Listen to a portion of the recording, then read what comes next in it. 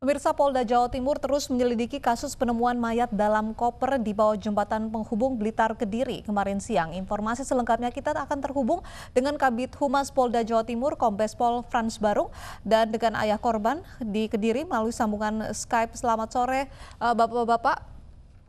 Selamat sore, News TV. Selamat Baik. sore juga pemirsa News TV dimanapun berada. Baik, saya ingin ke Pak Frans terlebih dahulu. Pak Frans, apakah polisi Ya, sudah menemukan titik terang siapa pelaku pembunuhan sadis ini? halo. Kemajuan signifikan ada tentunya dari pemeriksaan saksi-saksi yang ada. Tetapi ingat bahwa penyidik ini merangkaikan sesuatu novum ke novum lainnya untuk membuat terang suatu tindak pidana. Dan kalau membuat terang suatu tindak pidana tentunya ada hal yang kami tutupi sementara dari publik dalam rangka kemajuan daripada penyidikan ini, terutama untuk menemukan tersangkanya. Nah dari situlah akhirnya kita sepakat bahwa apa yang kita lakukan, pemeriksaan saksi-saksi di dua lokus ini, lokus delikti baik di Kediri maupun di Blitar Kota ini akan kita lakukan secara maraton dalam rangka kita mendapatkan hasilnya. Dan tentunya perlu kita jelaskan juga ke publik bahwa kasus ini memang mendapat sorotan. Kenapa mendapat sorotan? Karena yang bersangkutan ini selain masih bujangan juga merupakan guru honorer administrasi dan sekaligus guru honorer menari ya. Jadi memang ada beberapa kecurigaan dari publik bahwa ini beberapa hal yang kita fokuskan. Antara lain kita fokus pada pengambilan harta korban, pengambilan uang korban, dan pengambilan dan motif asmara. Nah itu akan kita lakukan nantinya dalam rangka kita menemukan tersangkanya. Nah rangkaian-rangkaian ini biarlah penyidik bekerja dulu karena baru 1 hari ini.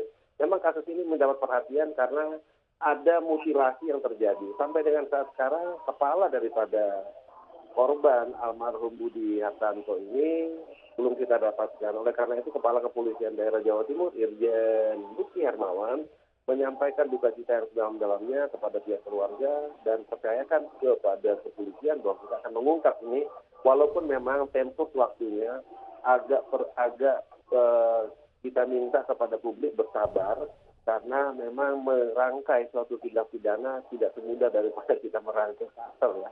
Perlu ada hal-hal yang perlu kita rangkaikan untuk membuat terang tindak pidana itu. Baik, kita tahan dulu Pak Frans, saya ingin ke ayah korban.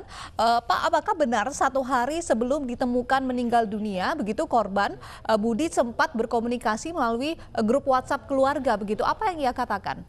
Iya, Bapak Terlebih. Enggak kontak. Enggak ada kontak. Kontak terakhir dengan korban apa, Pak? Suaranya masuk. Belum dimatikan. Ya, mau berangkat itu jam 4 itu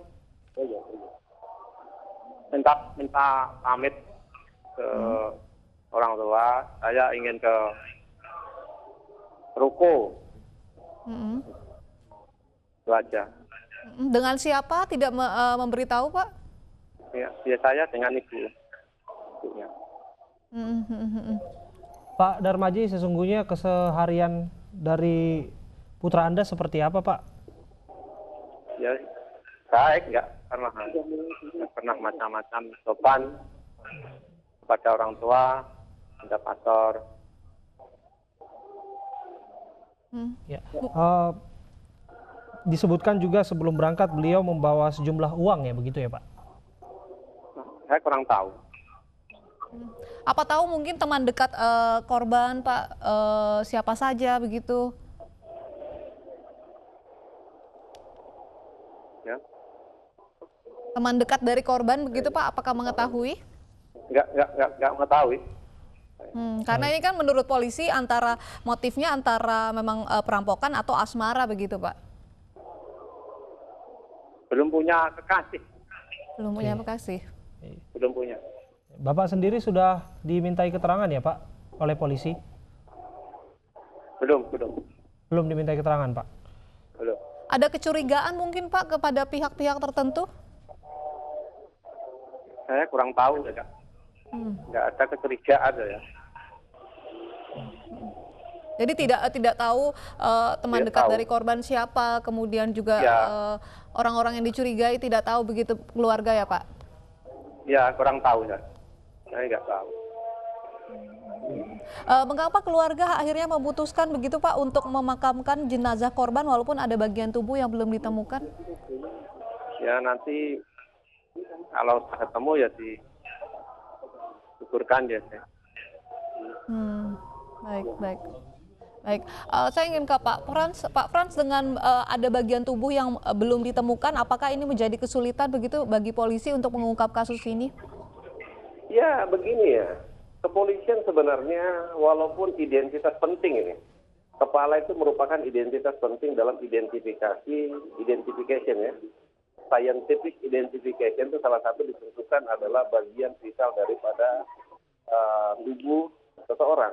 Nah, bagian vital tubuh seseorang itu menyangkut tentang kepala, karena di sini ada susunan gigi, kemudian retina mata, dan lain sebagainya yang menunjukkan tentang bagaimana ciri-ciri wajah daripada seseorang. Tetapi kita di kepolisian ini memiliki yang namanya automatic mobile identification, yang akhirnya dengan sidik jari pun kita sudah menentukan seorang ini siapa dan bertempat tinggal di mana, kerjanya apa, sesuai dengan koneksi yang kita dapat dari ID yang bersangkutan. Akhirnya kita mendapatkan ID-nya bernama almarhum Budi Hartanto yang bertempat tinggal di Kediri. Nah, itulah yang akan kita rangkaikan nanti dalam suatu pemeriksaan, dalam sesuatu mencari bukti yang lain, merangkaikan novum-novum yang ada dalam rangka menemukan yang bersangkutan. Saya percayalah begini, publik tidak usah khawatir bahwa kita Polda Jawa Timur bekerja ya cukup maksimal, dan kita ambil alih dua ini untuk memaksimalkan dalam rangka kita membuat terang suatu tindak pidana. Belum ada, saya kira apa yang kasus besar yang belum pernah kita ungkap ya, semua kita bisa ungkap. Tapi butuh memang waktu, butuh yang namanya kesabaran, butuh yang namanya kerjasama dari semua komponen masyarakat dalam rangka mengungkap ini. Contoh yang paling penting kerjasamanya adalah bagaimana masyarakat memberikan kita informasi, memberikan kita hal-hal yang penting dalam rangka pengungkapan ini. Itu yang kita butuhkan sebenarnya. Oke. Baik Pak Frans, kita sejenak kembali ke Pak Darmaji, ayah korban. Pak Darmaji, sesungguhnya almarhum putra Anda sudah lamakah Pak sebagai guru kesenian mengajar di SDN Banjarmelati ya Pak? Ya, sudah. Selain itu apalagi aktivitas beliau Pak? Aktivitasnya ya itu kursus tari itu. Oke. Seperti apa kepribadian dari almarhum Pak? Kepribadiannya ya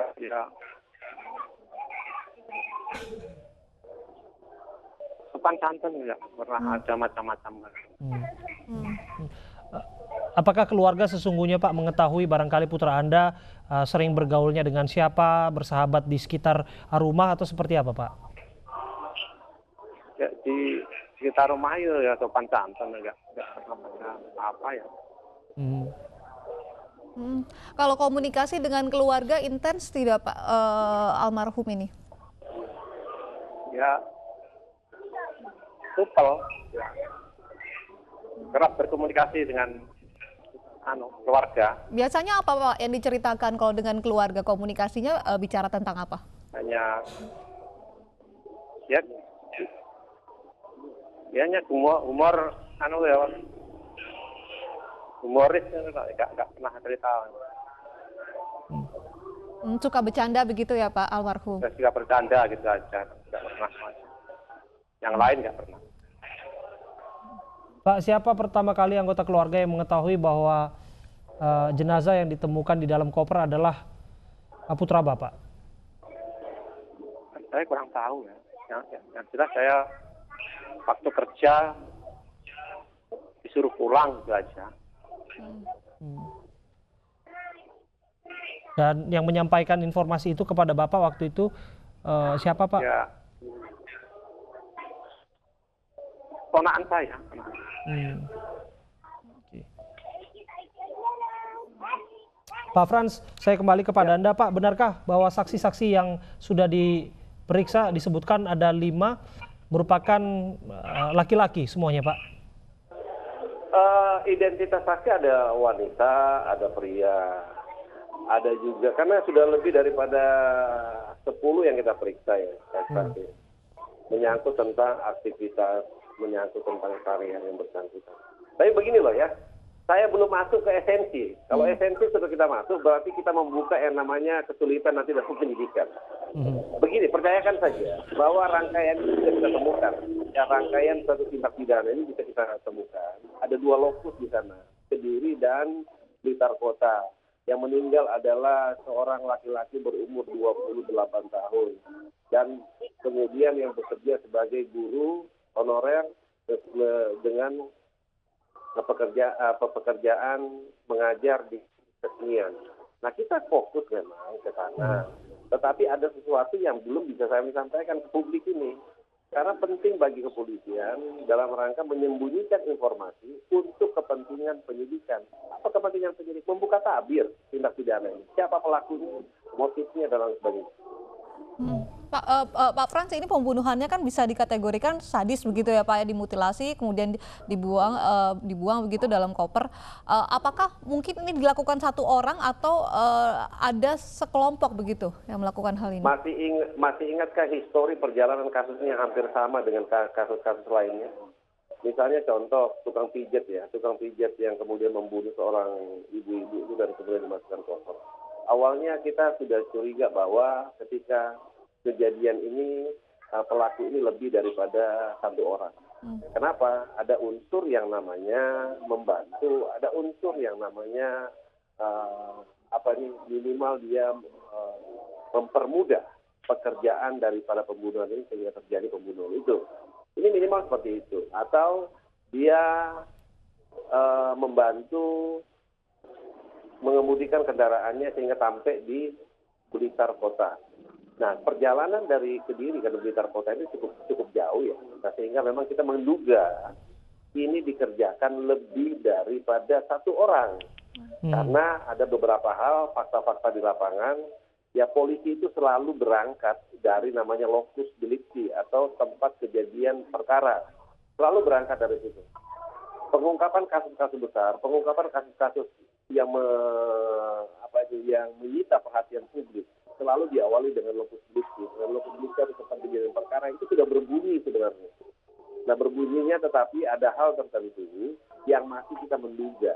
Kami menduga ini lebih daripada 1 orang. Minimal ada yang membantu atau melancarkan suatu tindak pidana itu sehingga terjadi. Nah, kenapa? Karena ya satu lagi ada alat yang kita temukan namanya koper dan memasukkan itu tentu dilakukan dengan 1 orang lebih yang bisa membuat koper itu masuk ke bawah jembatan dan terjadi suatu tindak pidana pembunuhan. Ini minimal seperti ini.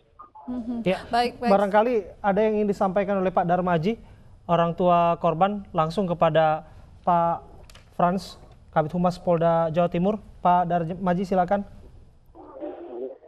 Saya ingin supaya prosesnya cepat selesai dan cepat ditemukan pembunuhnya, cepat ditemukan.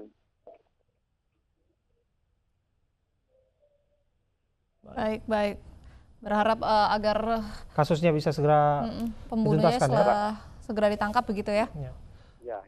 Baik, terima kasih Pak Darmaji sudah bergabung bersama kami dan juga Pak Frans dari Polda Jawa Timur sudah bergabung di ICTV.